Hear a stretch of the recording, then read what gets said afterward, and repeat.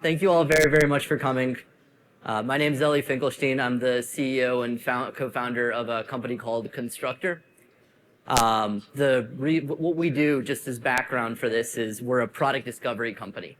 So when you go on to one of these nice retailers that we work with, and brands, companies like Sephora, Petco, Bonobos, if you're searching for something or you're browsing for something or you're seeing recommendations, anywhere that they can be showing you products, our job is to make sure that the products that they show you are something that's going to be attractive to you, it's something that's going to be personalized to you, and it's something that's going to be optimizing for the business metric that the retailer most cares about.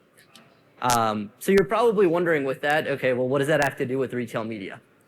So one exciting announcement that we had for today is we're starting to expand a little bit of our platform to retail media. I won't tell you too much about that today. I just want to focus on retail media as a category, but if it's something that you're interested in and how we plan it later, please do stop by our booth. We're at booth 1750. So first, why do I have an opinion on retail media at all? Like, why should you care? So a few reasons. One is that a big chunk of retail media, it appears on search engine result pages and browse pages and recommendations pages. And these are things that we power. So kind of whether we wanted to be involved or not, we got involved. And we started to hear more and more from our customers that would come by and they would tell us about what's the right way of integrating these two things. Like if you have retail media that's coming from one system and you have product discovery results, search results that are coming from another system like us, how do you avoid duplicates? How do you make these systems talk to each other? How do you make sure that the results are actually relevant? And so this is one of the reasons for why we started to think about this. Another one is that working at a product discovery company, I'm pretty keenly aware of the effect that poor search results can have on conversion rates and LTV. This is something that we need to think about a whole ton. Any result that we're showing, it's a big part of the user experience.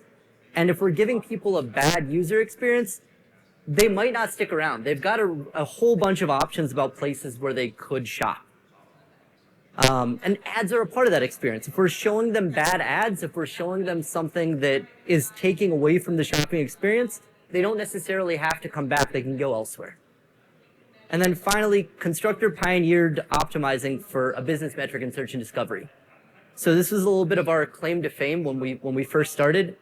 All of the other search engines that we were competing against, they would focus on things like maximizing for relevance, just giving back results that looked relevant to the naked eye, or they would focus on speed, giving back results the fastest. What we said is that e-commerce is really different. Within e-commerce, you've got a much clearer way of judging what success is with product discovery. It's, does somebody buy something? And you've got all this really great clickstream data that goes along with it, like what people are clicking on, what they're adding to cart, what they're purchasing. And these are really strong signals to determine what's best to show to a person, what's most likely to lead to a purchase. But it's stuff that's really unique to e-commerce. Something like an add to cart, for example, it exists on every e-commerce website, doesn't really exist outside of e-commerce. That same data, those exact same signals, and very, very similar business metrics are what you're looking for within retail media as well. You want to optimize for something that's probably a business metric, and it's probably some kind of balance between maximizing ad spend and maximizing return on ad spend for the people that are advertising. And you've got this really good data that's coming through on these e-commerce websites, that exact same data that we're using to figure out what are the right results to show people within search. These are exactly the sorts of things that we want to use to optimize for retail media as well. So it's a really exciting space. This is data from eMarketer here that's showing a little bit of what's happened over the last couple of years within this space and what they're forecasting to happen. You see that red line, that's spend on retail media and its growth year over year. And then that black line, it's spend on traditional search ad platforms. So this is like spend on Google and places like that. And so what's happening is as retail media spend is growing, as more and more people are spending to surface search results on retailers, they're spending less and less, or at least the growth is slowing down on traditional spend. And that makes perfect sense. You think of an example, like let's say that I'm looking for a laptop. If you're a company that sells laptops, where's the best place to show me an ad? Is it on Google while I'm searching for something random? Or is it on a place like Best Buy when I'm actually going to buy a laptop? That latter one, of course, it's much better because at that point, I'm ready to buy. This is exactly what my purpose is right here on this website. I want to buy a laptop. That's the best place to spend that ad spend. So the key question that we're going to go into is how can retailers monetize that without compromising brand trust? The brand trust is incredibly important because, and we're going to go into this more a little bit later, your retail website is not a billboard. This is, if you take nothing else away from this speech, it's the most important thing, at least what we've learned from the data. Your retail website is not a billboard. If you're showing people something that takes away from the user experience, if you're showing them too much of that stuff, you might even get a click today, but you'll have much less likelihood that that user comes back. They're on your website because you're giving them a good place to shop. You don't have a captive audience. If you don't give them a good shopping experience, they can go shop elsewhere.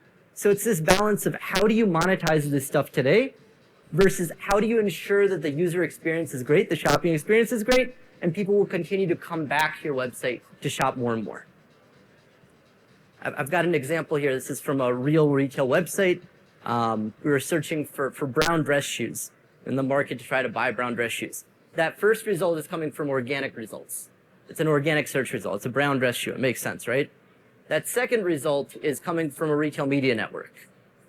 It's a shoe, I guess, but if I'm looking for brown dress shoes, is there really any chance that I'm going to buy that? It doesn't help anybody to show something like that there. No one's going to click on it, so you're not going to make any money off of it on the retail media side, but it does hurt the brand experience. So you're going to be less likely to have a conversion on the organic side, and you're going to be less likely to have people want to come back to the website as well. This stuff is a balance, and that balance is important. It makes perfect sense to try to monetize off of retail media when you can, but it doesn't make sense to do it when it's going to not lead to a click, and it's going to lead to a worse shopping experience. Irrelevant ads, they cheapen the brand, and also 29% of e-commerce shoppers, they say that being shown too many ads is one of the main reasons they abandon their cart. It's according to a Harris poll. So we want to maximize, we want to try to balance these things. So what are our goals? First, we want to maximize media revenue, retail media revenue, without hurting long-term customer LTV. The retail media revenue is what helps you right now, today. It's very, very profitable. The long-term customer LTV, that's what makes sure the customer is coming back to the site over and over and over again. That's how you keep getting this audience that made the retail media business possible in the first place. It's a balance. Number two is you need to balance organic and sponsored results. So anytime that you're showing a retail media result, it's important to always be conscious that that's one organic result that you can't show there. And there's a balance between these things too, right? Whatever you're not showing there, that's conversions that you might be missing out on. If those two things balance out, if it makes sense, if the clickstream data shows you that it's going to be more profitable to show the sponsored result there versus the organic result, then great. It makes sense. You should do it. But you should look at the data and only do it when they make sense. And then finally, you want to keep the brand experience intact. Going back to it again, and I'll keep coming back to this over and over again because I just think it's such an important point. The brand experience, your shopping experience, this is why people came to your website in the first place. This is why you have a retail media business in the first place. It's because you've created a place that people want to shop. If you create a place that people don't want to shop, they won't keep coming back, and then you don't have the retail media business or the retail business. You need to balance these things between each other. So what does the ideal ad look like then? This is a real example. This is actually from our director of content. So he was in the market for a drill bit. He's doing some DIY work at his house. One of those results is an organic result, and one of them is a sponsored result. But if you didn't have that little sponsored label on the sponsored result, it would have looked great anyways, right? That's actually a great result. It's enhancing the shopping experience. It's maybe a brand that wouldn't have been able to appear quite as high within the shopping experience if they hadn't paid for that sponsored slot, but it's actually helping it. This is the win-win-win. This is what we want to do as much as possible. It's personalized and attractive. Irwin actually happens to be a brand that he likes a little bit more. It enhances the journey rather than distracting from it. And you, like I said, you might not even realize that it's an ad because it fits in so well. So what does it take to present that ideal ad? You can think of retail media, at least this is our opinion, you can think of retail media as just a different kind of search result. right? It still has to be contextually relevant to be valuable. It's appearing within places like search results. It's appearing within places like browse results. It's appearing within places like recommendations. And people expect it to follow that experience. People expect it to be relevant to each one of those experiences. Second, organic and sponsored listings, they should be optimized together. Anytime that you're showing one, you're not showing the other. And so you should be using the clickstream data to figure out how much are you losing from not showing one when you're showing the other and vice versa. If you're doing it this way, then instead of looking at it like a billboard where you say like positions 3, 6, and 9 are always going to be sponsored or something like that, you can start to say, in which situations do I want to have more positions sponsored? Because I've got a lot of great sponsored results. And in which situations do I not want to have anything sponsored or have fewer things sponsored because I'm searching for brown shoes and the only thing you can show me that's sponsored is red stilettos. I might buy the brown shoes. I'm not going to walk out of here wearing red stilettos. And then finally, ranking and personalization matter. So just like within search, just like within browse, just like within any kind of product discovery, an ad that's great for one person might be worthless for another. Those red stilettos that I showed beforehand, if you showed those to my wife, she might be really thrilled about them. They might be a great ad for her, but it's not a good ad for me. And the way that you can tell that stuff is via my activity on the website. You know what sorts of things I'm searching for. You know what sorts of things I'm clicking on, what sorts of things I'm interacting with, what I'm purchasing and what I'm not purchasing. Use that data to make the sponsored listings that you're showing be something that's most likely to be attractive to me. That helps everybody if you do it that way.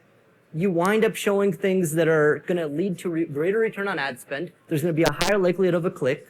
It's not going to take away from the shopping experience, and it's going to lead to more ad spend overall, and it's going to lead to a bigger retail media business for you as a retailer. So how do you do all of this?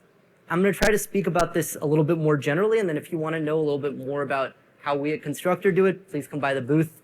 We're at booth 1750. But the way that I'd recommend to do this in general is let your search engine help. So you have this really cool property with the search engine that when you're doing any kind of search, when you're doing some kind of like category page results, when you're seeing recommendation results, the search engine already has an idea of all of the universe of things that could be relevant for that. You just look at the search engine results.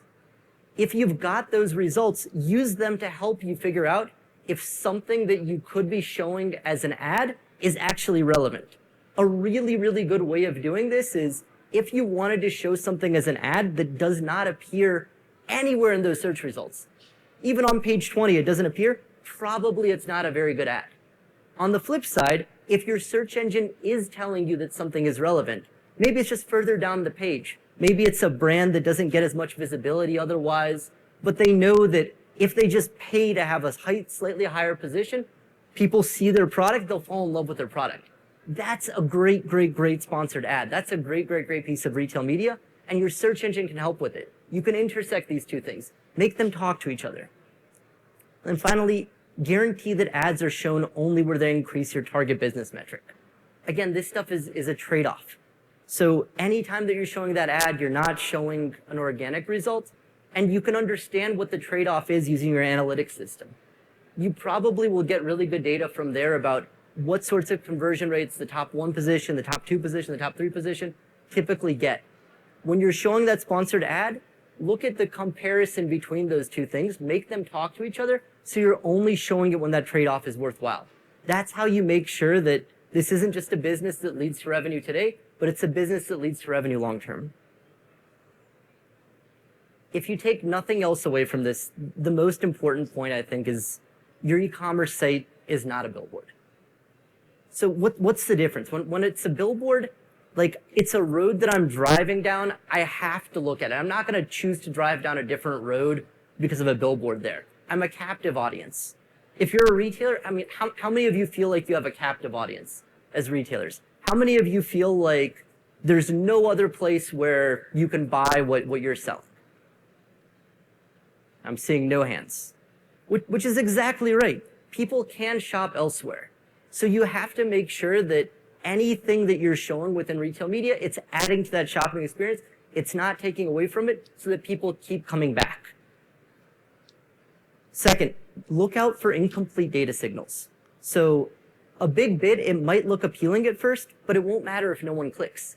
You have all of this really great data within the e-commerce website about what people are in general clicking on, what they're adding to cart, what they're purchasing, et cetera, et cetera. This tells you so much about what sorts of things an individual shopper is most likely to click on. Use that data to make sure that you're not just showing the thing that has the highest bid, but you're multiplying that by the probability that somebody's actually going to be interested in it. If somebody has a high bid but nobody clicks on it, it's like a tree falling in the forest with nobody around to still make a sound. And then finally, don't think short term. You might be able to get somebody to click right now, but churn and reduced LTV can happen. Always think about what can I do not just to solve the retail media problem today, not just to get that additional sponsored revenue today, but to be able to get additional sponsored revenue long term, to be able to have people keep coming back. Because them keeping coming back, that's how you maintain your business as a whole. So finally, good things happen when you get this right. So I'll go over an example. We were going to go through an example with a large furniture retailer. They actually were nice enough to be named. So when we made our announcement earlier today of our new retail media platform, it's a company called Home24. They were involved in the announcement. So instead of using them for this example, I'm using a different customer where you won't be able to see the name. So this is for a large cleaning and household goods supply company that we have the honor of working with. So we wanted to do an A/B test of essentially seeing if you use retail media, what does that do to your organic revenue if you do it right? So we set up this test. What we did is we said, take 230 products. There were products that people were ready to sponsor. And just let us have your top 10 biggest browse pages. Because they already had us integrated as a search engine, we already had access to paint those pages. So it was really, really easy to test it out. And what we said is let us have the second, fourth, and sixth positions, just for the sake of the test. And what we would try to do is we would try to sponsor those positions whenever we felt like we had something that was relevant and personalized to an individual user. And we would try to do it without hurting the organic revenue. So we would make sure, and hopefully this is interesting for folks here that are also involved in the retail media business, how do you prove that the retail media business is not taking away from organic, that it's not taking away from the shopping experience? So it's measuring the organic results. It's measuring the organic revenue. That's what we did. So you can see in this chart there in the middle, the organic revenue lift. It was actually, we found something really cool. We found that if you show things within retail media, within sponsored listings, that people actually want to buy, not only does it not hurt organic, it actually makes it go up a little bit. I know that that's weird. We were trying to figure this out. We tried this A/B test on a few different customers, trying to figure out like what could possibly be causing this. Was it something that we were doing wrong in the measurement? What it turns out is if you look at the data, if you're doing retail media right, people will see that sponsored tag and they'll be willing to scroll down further. Some people will see the sponsored tag, and if you show them a result that they like, then great, they'll actually purchase it. But for the people that they won't, if you're not taking away from their experience, then they'll say, okay, that's sponsored. I'll take that one with a grain of salt. I want to see more organic results, and they'll be willing to scroll down further down the page. So what it means is that user that maybe would have just seen the first page, maybe would have just seen the first 9 results or 12 results, now they're willing to see 15 results. Now they're willing to see 18 results. You wind up having your cake and eating it too. You don't just add to the retail media budget spend. In this case, for them, it was estimated to be about 2.4 million, but you're also helping improve organic. So that's all that I have. I've only got 35 seconds left. Just the very last thing is if you wanted to learn a little bit more about how we're doing this, how Constructor is enabling this, so that you make your search engine speak to your retail media platform, and so that you take all those great analytics that you have throughout your retail business and have it inform your retail media as well to be able to optimize both organic and sponsored revenue, please come by and speak to us. I'd love to have a conversation about it. Thank you very much for hearing me out.